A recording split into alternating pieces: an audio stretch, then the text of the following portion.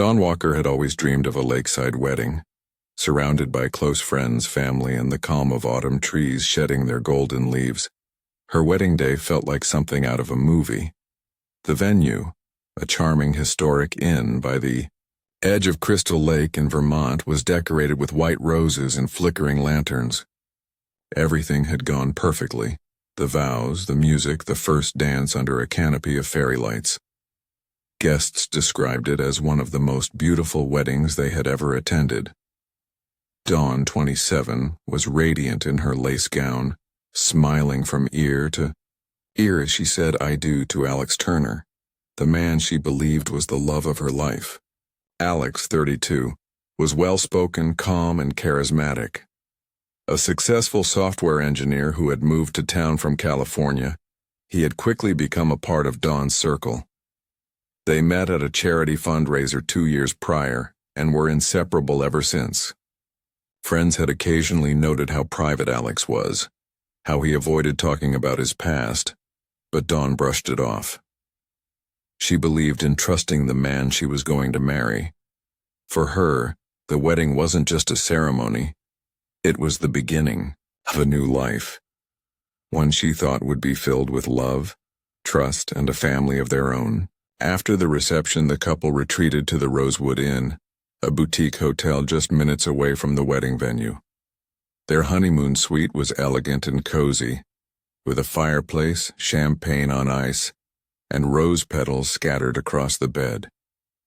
Staff recalled seeing the couple enter the suite around 11:30 p.m., laughing and holding hands. That would be the last time anyone saw Dawn alive. The next morning, at around 9:15 a.m., a member of the housekeeping staff knocked on the door to deliver breakfast. There was no answer. After multiple attempts and a call to the front desk, the hotel manager used a master key to enter the room. What they found was deeply unsettling. Dawn was lying on the bed, still in her nightgown, her face pale and her body cold. Her wedding dress was neatly folded on a nearby chair, her veil draped over it. The champagne glasses were still on the nightstand, one half empty, the other untouched. The room showed no signs of struggle. It was quiet, peaceful, too peaceful. Alex was gone. His wallet, keys, and phone were missing. His overnight bag was gone, but his tuxedo remained hanging in the closet. There was no note, no message, no clue left behind. The front desk had no record of him checking out, and security footage revealed he had left the building quietly during the early hours of the morning, slipping through the lobby unnoticed. No one knew where he had gone, or why. For Dawn's family, the grief quickly turned into confusion, then fear. This wasn't just a tragic medical event. Something was wrong. Their daughter had gone to bed on the happiest night of her life, and never woke up. And now her husband had vanished without a trace. In the hours following the discovery of Dawn Walker's body, the atmosphere around the Rosewood Inn shifted from quiet elegance to tense confusion. Police arrived swiftly, securing the honeymoon suite and interviewing staff. Word of the tragedy spread quickly through the small town, and whispers began circulating. Everyone had the same question. Where was Alex Turner? Initial assumptions were sympathetic.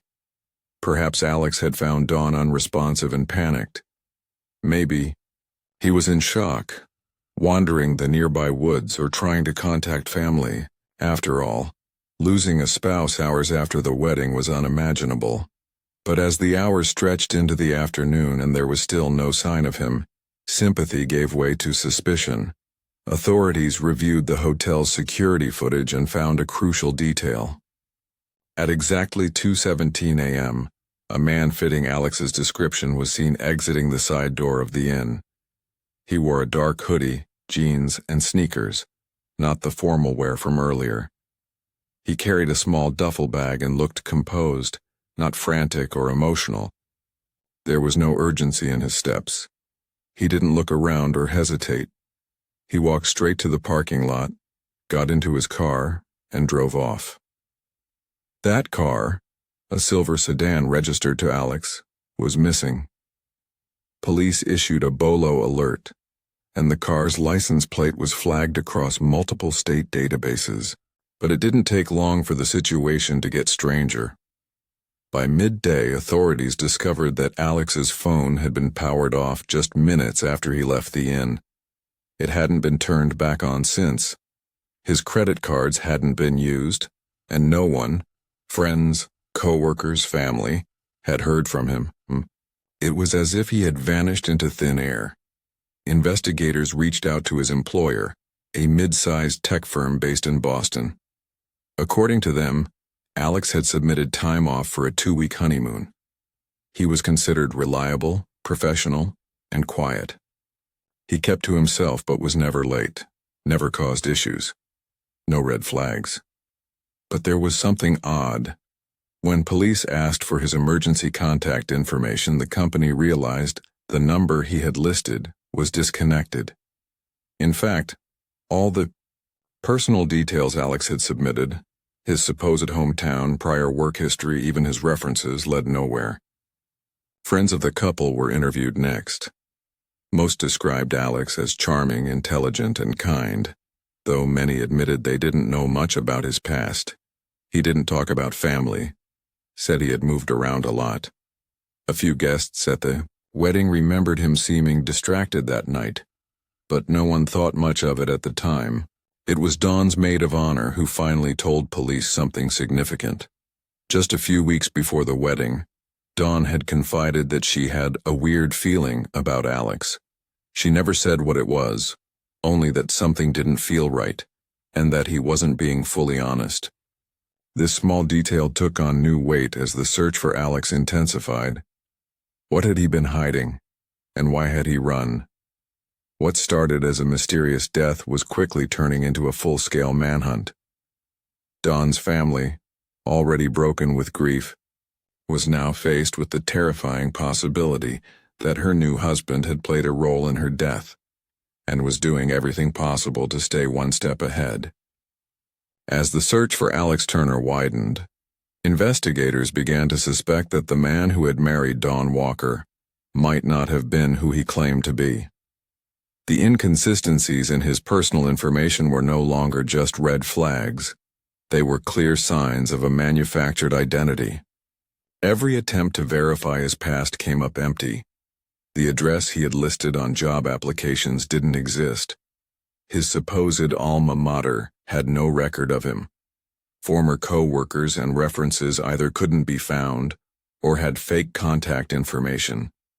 It became clear that Alex Turner was a name without a history. Using facial recognition software, federal authorities scanned public records and criminal databases for a match. That's when they made a breakthrough. Alex Turner's face was linked to a man named Daniel Heller, who had legally changed his name 5 years earlier in Arizona. Daniel Heller had been a person of interest in a suspicious death back in 2018, a case that, until now, had gone cold. The victim in that case was a woman named Emily Rhodes, a 29-year-old graphic designer who had been dating Daniel for just under a year. She had been found dead in her apartment. Her cause of death ruled undetermined.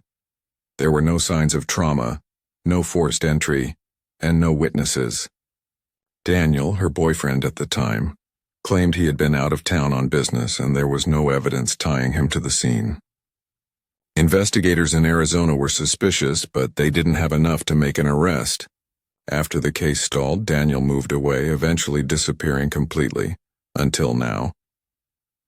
This revelation changed the entire direction of the investigation into Dawn Walker's death. The quiet, charming man she had married wasn't just a liar. He was someone who had been linked to another mysterious and unresolved death. Investigators re-examined the timelines and discovered something chilling. Daniel Heller had spent the past several years assuming new identities, each one tied to a different city, a different job, and in some cases different women. It wasn't just a single reinvention, it was a pattern. Further examination of Dawn's electronic devices revealed that, in the final weeks before her wedding, She had begun to suspect something was wrong. On her laptop, police found emails to a private investigator she had quietly hired. In one message, she wrote that Alex, unbeknownst to him, had left his passport out one night and she had seen a different name on it. She hadn't confronted him directly. Instead, she asked the investigator to dig into his background. Her final message, sent just 3 days before the wedding, read simply, "I need to know who I'm marrying. Please hurry." Tragically, the report she was waiting for arrived in the investigator's inbox just hours after her death. It included a name, Daniel Heller, and a warning, "You may be in danger." By now, authorities were convinced that Dawn had uncovered the truth too late. She had married a man with a dark and possibly deadly past, and it likely cost her her life. What remained unclear was how he had managed to evade law enforcement for so long, and what else he might be hiding. For weeks after Dawn Walker's death, the cause remained a mystery. The initial autopsy revealed no external injuries, no internal trauma, and no sign of a struggle.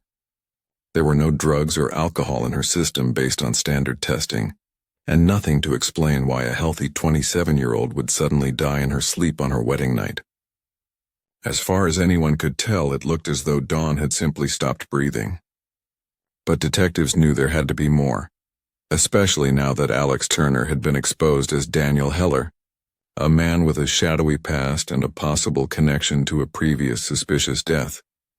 With growing pressure from both Dawn's family and the public, authorities ordered a second, more detailed toxicology report.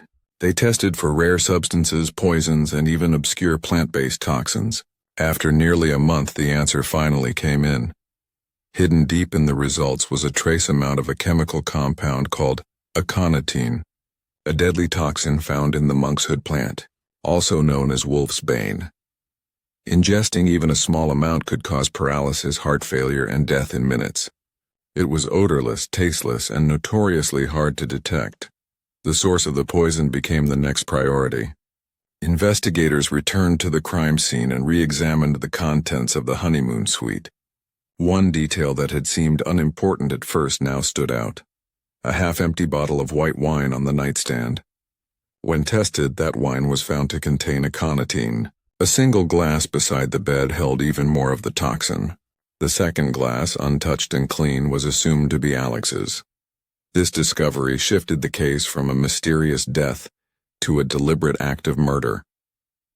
Digging further into Daniel Heller's background, investigators discovered that he had ordered monkshood seeds from a botanical website nearly 8 months earlier using a false identity.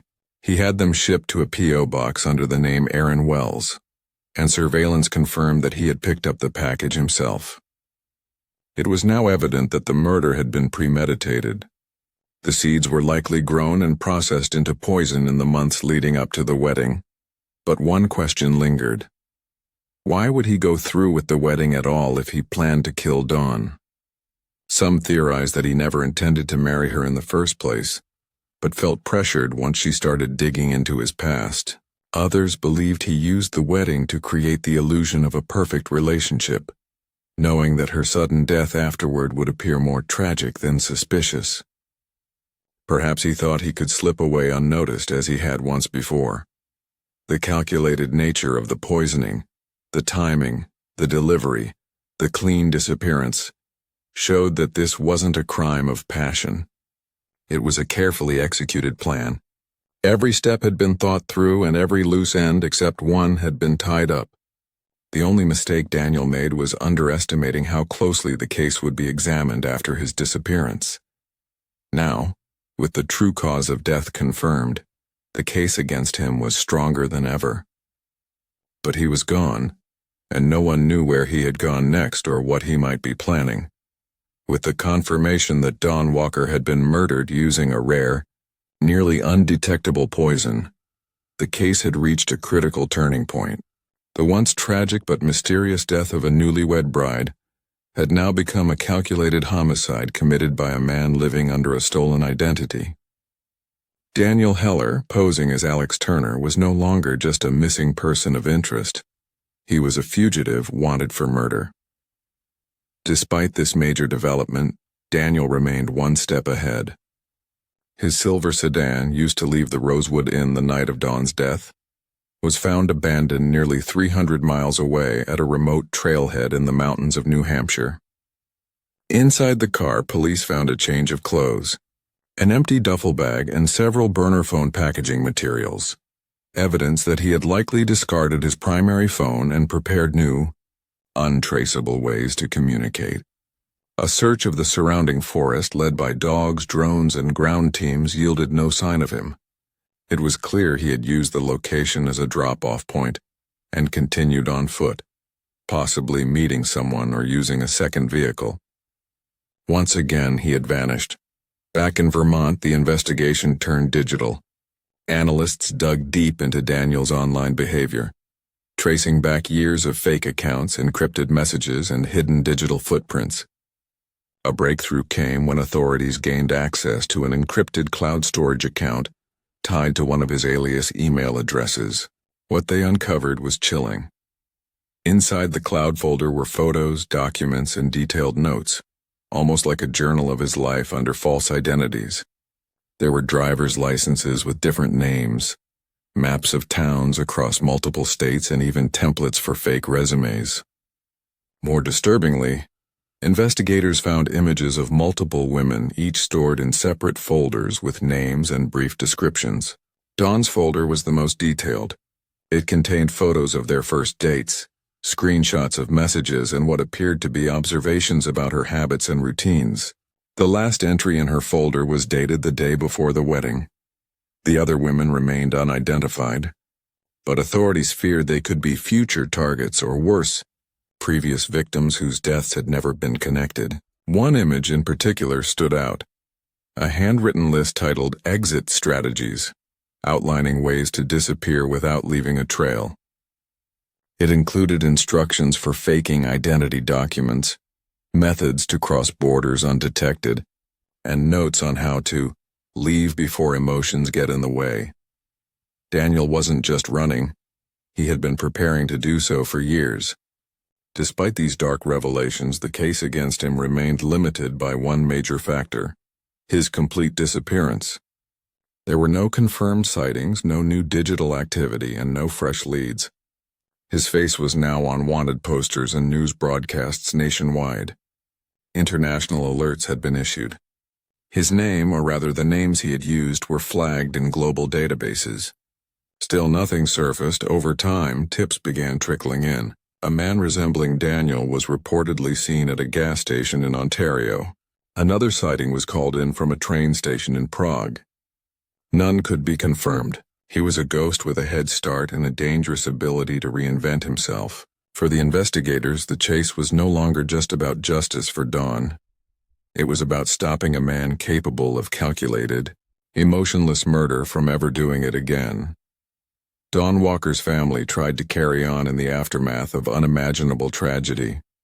Her parents set up a foundation in her name, aimed at raising awareness about identity fraud, digital safety, and how easily predators could hide behind false personas. They also worked closely with legislators to push for stronger background checks and legal reform regarding name changes, a loophole Daniel Heller had exploited perfectly. The story of Dawn's murder captured national attention, not just because of its heartbreaking nature, but because it exposed how easily someone could erase their past and step into a new life. Dawn was smart, kind, and cautious, yet she still fell victim to a man whose secrets ran deeper than anyone could have imagined. Her case became a warning to others.